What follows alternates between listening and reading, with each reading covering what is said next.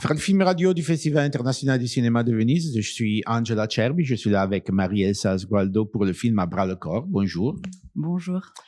Alors, on est dans les années 40 et c'est l'histoire d'une jeune fille de 15 ans qui, après un viol, elle reste enceinte et elle décide de prendre ses décisions, pas les décisions que la société voudrait. En plus, on est dans les années 40, il y a la guerre, c'est-à-dire c'est une situation très, très oppressive pour elle.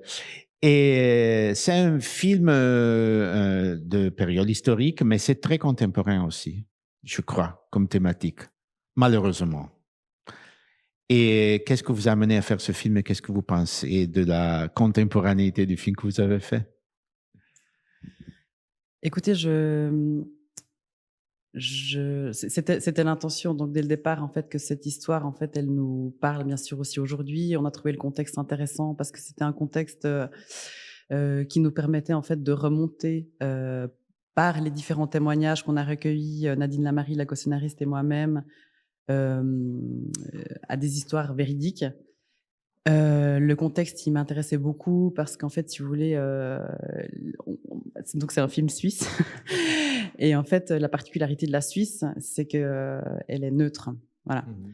Et cette neutralité, en fait, c'est une neutralité qui est difficile aussi à supporter pour le personnage, qui, lui, n'arrive pas à rester neutre par rapport à l'hypocrisie générale, voilà, par rapport à ce qui se passe autour d'elle.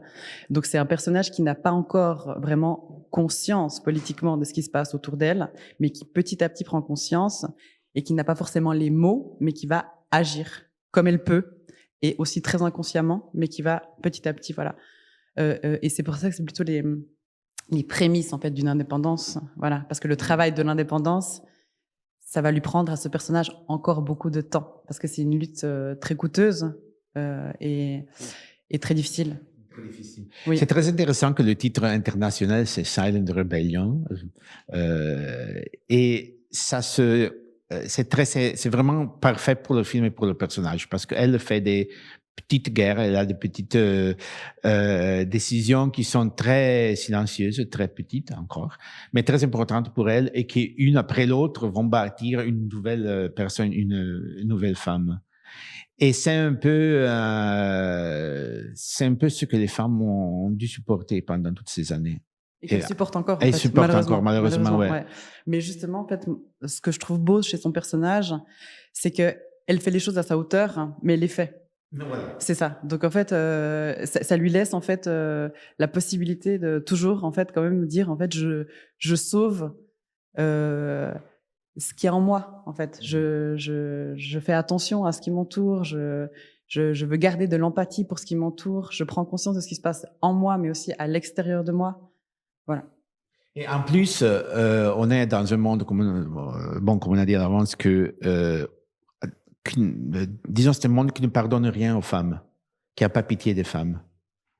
La première scène, par exemple, quand la petite fille ils doivent décider si elle peut toucher les argents de ce prix-là, c'est vraiment disturbant. Oui, alors écoutez, moi c'est intéressant que vous l'ayez ressenti comme ça. Bien sûr, c'est aussi, comment dire, pour moi, c'était aussi une manière de montrer à quel point, en fait, on veut nous faire correspondre à quelque chose, en fait, dès l'enfance, qu'on le veuille aussi ou non, inconsciemment ou non. Toutes les réactions aussi qu'on a parfois en tant que parents, c'est des réactions qu'on répète sans les avoir forcément conscientisées. C'est pour ça que c'est important de faire un travail sur soi, tout le monde. Toujours. Voilà. En plus, une dernière chose qui est très, très, très intéressant, c'est la gestion par cette fille qui a 15 ans, c'est très, très jeune, du fait d'être enceinte, que parfois est un problème, mais parfois c'est une force en plus, c'est un moteur en plus pour elle, non? Et comment avez-vous travaillé avec votre co-scénariste pour affronter cet aspect-là?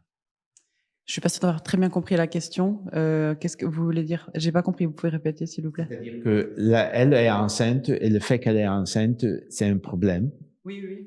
Mais c'est pas un problème absolu parce que elle prend de la force de ce fait-là de ce fait qu'elle soit différente Oui. dans, Oui, oui, dans ouais. le monde. Et Oui, oui, cette ça. force l'aide. Tout à fait, tout à fait. Et c'est aussi, c'est aussi les contradictions en fait, parfois de la vie. C'est-à-dire qu'en fait, dans certains moments, enfin, on imagine parfois certaines choses qui sont contrecarrées par autre chose, et de là aussi naît en fait, une manière d'agir, une manière d'être au monde. Et c'est aussi pour ça que c'est intéressant de vivre, parce que si on sait ce qui se passe depuis aujourd'hui jusqu'à notre mort, Oui, où est l'intérêt? ouais, Voilà, c'est ça. exactement. Donc toutes ces surprises en fait, et en fait, je trouve que ça c'est important aussi dans la vie, c'est d'être attentif à ces surprises, d'être attentif à, et parfois c'est douloureux, mais en l'occurrence là, ça l'aide aussi à grandir. À grandir, absolument. Bon, merci Même beaucoup. si on lui aurait souhaité bien sûr que ça se passe très différemment. Ah oui. Voilà. Ça c'est absolument vrai. Voilà. Bon, merci beaucoup, Marie-Elsa Asgualdo, réalisatrice du film et co-scénariste aussi du film À bras le corps, dans la section Spotlight ici au Festival international du film de Venise. Merci d'avoir été avec nous. Merci Je beaucoup. suis Angela Cherby pour Fred de Festival Insider.